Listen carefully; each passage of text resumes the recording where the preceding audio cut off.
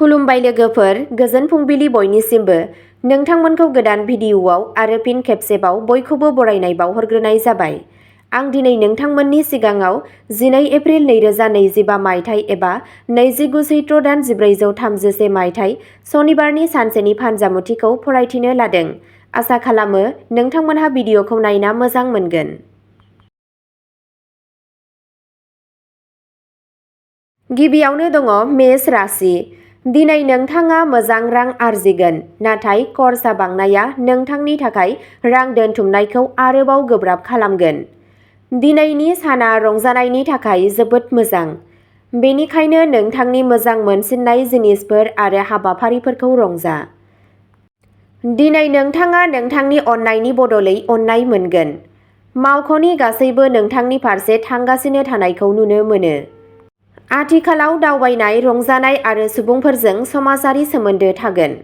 दिनै नोंथाङा गावनि जिउनि गोसोखांथाव मोनाबिलिफोरनि गेजेराव मोनसेखौ गावनि जिउ लोगोरिजों बारहोनो हागोन। नोंथांनि दिनैनि खाफालगोनां दिगा जादों सोनाब, खाफालगोनां अनजिमाया जादों 3 आरो खाफालगोनां गाबा जादों गोमो गाब। वृषभ राशि। दिनैनि साना नोंथांनि थाखाय मोनसे जुनिया सान जागोन। नोंथाङा सानथांखि खालामनाय गासैबो खामानिफोरा दिनै जोबगोन। नोंथाङा नोंथांनि बिफानि फालांगियावबो हेफाजाब होगोन, जाय नोंथांनो राङारि मुलाम्फा लाबोगोन। नखरारि सोमोन्दोआ गोख्रोंसिन जागोन। बे राशिजों सोमोन्दो थानाय आरो राजखान्थियाव लोब्बा थानाय सुबुंफोरा दिनै मोनसे समाजारि हाबायाव बाहागो लागोन। फरायसाफोरा दिनै गावसोरनि जिउ राहानि सोमोन्दै गावसोरनि बोसोनगिरिफोरनिफ्राय लामा दिन्थिनो हायो। दिनैनि साना नोंथांनि जिउ राहाखौ मोनसे गोदान लामा होनो थाखाय मोनसे मोजां सान। बिमा दुर्गानो नालेंखर बावनाया नखरनि सोमोन्दोखौ गोख्रों खालामगोन। नोंथांनि दिनैनि खाफालगोनां दिगा जादों सा, खाफालगोनां अनजिमाया जादों 8 आरो खाफालगोनां गाबा जादों गोथां गाब। मिथुन राशि। खामानियाव जौगानाय आरो सोलायनायनि खाबुफोर फैनो हागौ। नोंथाङा गोदान सुबुंफोरजों लोगो जानो हागौ। नोंथाङा नोंथांनि खामानियाव नांथाबनाय मोनगोन। साना मोजां जागोन। नोंथांनि जिउ राहायारि आयदायाव जाफुंसारनायनि खाबुआ बांनो हागौ।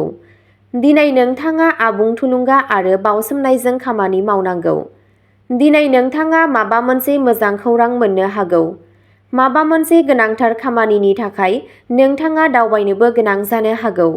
मोनसे जर'खा सुबुंजों सानस्लाबै लोगो हमलायनायनि इसारा दं। दिनै नोंथांनि सावस्रिया मोजां जागोन।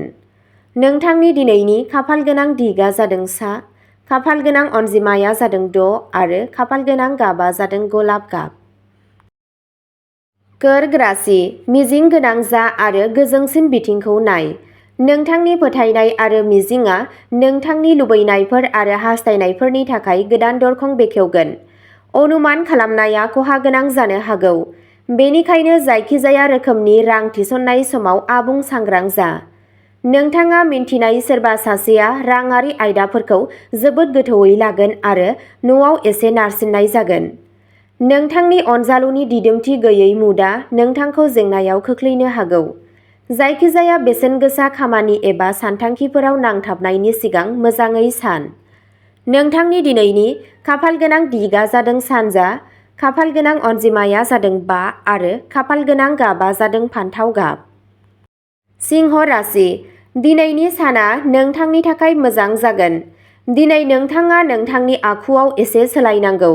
नोंथांनि मोजां आखुआ नोंथांनि खाथि-खालानि सुबुंफोरखौ खुसि लाखिगोन आरो नोंथांनि मोजां सावगारिआ गुबुनफोरनि सिगाङाव जोंगोन। नोंथाङा खामानिनि थाखाय गुबुन हादोरावबो दावबायनांनो हागौ, जाय नोंथांखौ गोजोन होगोन। नोंथाङा नोंथांनि अनजालुजों मोनानि जानायनि खालारनि बिथांखि लानो हायो। बिमा दुर्गानो गांसे कापुर आरो मोनद' लं जासिनाया सोमोन्दोखौ गोख्रों खालामगोन। नोंथांनि दिनैनि खाफालगोनां दिगा जादों खोला, खाफालगोनां अनजिमाया जादों 9 आरो खाफालगोनां गाबा जादों हाथफ्ला गाब। कन्या राशि।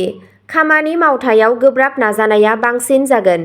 नोंथाङा माबा मोनसे गिदिर बिबानाव गोग्लैनो हागौ। जुदि नोंथाङा खाफालनि सायाव सोनारना मोनसे गिदिर थिरांथा लानो सानदोंब्ला सांग्रां जा। दिनै नोंथाङा जायखिजाया थिरांथाफोर लानांगौ। बेखौ सांग्राङै आरो साननानै खालाम।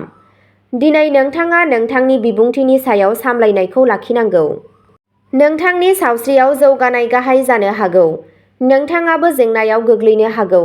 जेबो बांद्राय दाखालाम। गावनि सावस्रिखौ जोथोन ला। मेंनाय, बोथोरारि जेंनाफोर आरो बिखुं सानाय जानो हागौ। नोंथांनि दिनैनि खाफालगोनां दिगा जादों सानजा, खाफालगोनां अनजिमाया जादों 7 आरो खाफालगोनां गाबा जादों गोमो गाब। तुला राशि। दिनै थारैनो रांखान्थियारि थासारियाव जौगानाय फैगोन, नाथाय खरसायाबो बांगोन। बेयो ओरैबायदि मोनसे सान जेब्ला खामानिनि नारसिननाया खम जागोन आरो नोंथाङा नखरजों सम हगारनायखौ रंजानो हागोन। मोजां मोनलायनायनि नोजोरजों बे साना जोबोद जुनिया जागोन। जुदि नोंथाङा फालांगियाव सासे गोदान बाहागोगिरि दाजाबदेरनो सानदोंब्ला, बिसोरनो जायखिजाया समायखिरा लानायनि सिगां गासैबो सैथोथिखौ मोजाङै नायग्रोमनाया गोनांथार जागोन। दावबायनाया मुलाम्फा गोनां नाथाय बेसेन गोसा जागोन। नोंथांनि दिनैनि खाफालगोनां दिगा जादों खोला, खाफालगोनां अनजिमाया जादों 8 आरो खाफालगोनां गाबा जादों गोसोम गोजा गाब। वृश्चिक राशि। दिनैनि साना नोंनि थाखाय मुलाम्फा गोनां जागोन। बे नेरसोननिफ्राय फालांगियाव थाग्राफोरा दिनै मोनसे कम्पानिजों मोनसे गोरोबथाखौ जोबथा खालामगोन। बे नेरसोननि बिबुंगिरिफोरा दिनै राङारि मुलाम्फानि थाखाय गोदान लामा मोनगोन। बे नेरसोननि हाबा जानाय सुबुंफोरनि थाखाय साना सरासनस्रा जागोन। दिनै नोंथाङा नखरजों मोजां सम हगारगोन। नखरनि गासैबो सोद्रोमाफोरखौ नोंथांजों खुसि खालामगोन। मोजां मोनलायग्रा लोगोफोरा दिनै गावसोरनि सोमोन्दोखौ लानानै एसे दुखु मोननो हागौ। देवी दुर्गानो समायना होनाया नोंथांनि सोमोन्दोखौ गोख्रों खालामगोन। नोंथांनि दिनैनि खाफालगोनां दिगा जादों खोला, खाफालगोनां अनजिमाया जादों 1 आरो खाफालगोनां गाबा जादों गोमो गाब। धनु राशि। खामानियाव जौगानायनि खाबुफोर दं। आद्रा थानाय हाबाफोरखौ आबुं खालामनो हागौ। दिनै नोंथाङा खामानिजों सोमोन्दो गोनां बिथांखिफोराव जाफुंसारगोन। बिथांखिफोरा नोंथांनो जाफुंसार लाबोगोन। बे समा रंजानाय आरो रंजानायनि थाखाय मोजां जागोन। जुदि नोंथाङा जायखिजाया रोखोमनि दाहार लानो नाजादों, अब्ला नोंथाङाबो बेनि गनायथिखौ मोननो हागौ। सोमोन्दोनि सोमोन्दै जायखिजाया अरायथा थिरांथा लानायनि सिगां गावनि बागै गोथौवै सान। सावस्रिया मोजां जागोन, मेंनायखौबो खम खालामगोन। नोंथांनि दिनैनि खाफालगोनां दिगा जादों सानजा, खाफालगोनां अनजिमाया जादों 8 आरो खाफालगोनां गाबा जादों गलाब गाब। मकर राशि। जाफुंसारनाया खाथियाव थासेयावबो नोंथाङा नोंथांनि गोहोनि थाखोआ गाहायाव फैनायखौ मोनदांगोन। दिनै नोंथाङा मोजां रां आर्जिगोन, नाथाय खरसा बांनाया नोंथांनि थाखाय रां दोनथुमनायखौ आरोबाव गोब्राब खालामगोन। लोगोफोरनि कम्पानिया गोजोननाय होगोन। नोंथांनि अनजाथावआ नोंथांखौ खुसि खालामनो थाखाय माबा मोनसे जुनिया खालामगोन। नोंथाङा मोनदांगोन दि नोंथांनि सोरजिथाया एसे गोमाबाय आरो नोंथाङा थिरांथा लानायाव गोबां जेंनाजों मोगा-मोगि जानांगोन। रंजानो थाखाय बायजोआव थांनाया गोजोनथाव जागोन।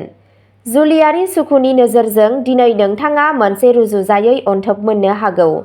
नोंथांनि दिनैनि खाफालगोनां दिगा जादों साहा, खाफालगोनां अनजिमाया जादों 9 आरो खाफालगोनां गाबा जादों गोसोम गोथां। कुम्भ राशि। दिनै नोंथाङा गोनांथार हाबाफोरखौ फोजोबनो सानथांखि लागोन। बेयाव नोंथाङा जाफुंसार जानो हायो।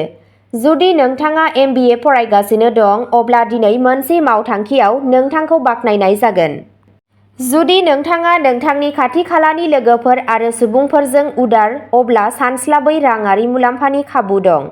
माबा मोनसे खामानियाव नोंथाङा नोंथांनि फंबायफोरनिफ्राय मदद मोनगोन। नोंथाङा जाय हाबाफोरनि सोमोन्दै सानगासिनो दं, बेफोर आबुं जानो हागौ। नोंथाङा नोंथांनि मोजां मोनग्रा लोगोजों आइसक्रिम जानो थाखाय बायजोआव थांगोन। देवी दुर्गानि सिगाङाव घिउ बाथिखौ सावनाया नोंथांनि मान-सन्मानखौ बांहोगोन। नोंथांनि दिनैनि खाफालगोनां दिगा जादों सानजा, खाफालगोनां अनजिमाया जादों 1 आरो खाफालगोनां गाबा जादों गोमो गाब। मीन राशि। नोंथाङा नोंथांनि खामानि ओनसोलाव मावख'आरिफोरनिफ्राय मान मोननो हागौ। राङारि मुलाम्फानि आसा दं। दिनै नोंथाङा फालांगियाव मुलाम्फा आर्जिनो एबा खामानियाव मासि जौगाहोनो खाबु दं। नोंथांनि फारसेथिं खाफाल आरो हाथरखिफोरनि मोजां गोहोम थानो हागौ। दिनै नोंथाङा जायखौ मावफुंनो सानथांखि लादों, बेखौ आबुं खालामनो हागोन। मोजाङै सानना नायनायनि उनावसो रायज्लाय। नोंथांनि सानस्रिफोरा गोदान जाफिननो हागौ। नोंथाङा सरासनस्रा हाबाफोरखौ सामलायनायाव गोसो होगोन। गावनि सावस्रिखौ जोथोन ला। नोंथांनि दिनैनि खाफालगोनां दिगा जादों सा-सोनाब, खाफालगोनां अनजिमाया जादों 9 आरो खाफालगोनां गाबा जादों रेजें गोथां गाब। अब्ला दिनैनि राशि फरायथिनाया एसेनोसै। नोंथांमोनहा बेबादिनो सानफ्रोमबोनि फानजामुथिखौ मिथिनो थाखाय चेनेलखौ साबस्क्राइब खालामनानै लादो आरो भिडिअखौ मोजां मोनदोंब्ला अन्नानै लाइक, शेयार आरो कमेन्टबो खालामनानै होलांब्लानो जाबाय। गोजोन्थों।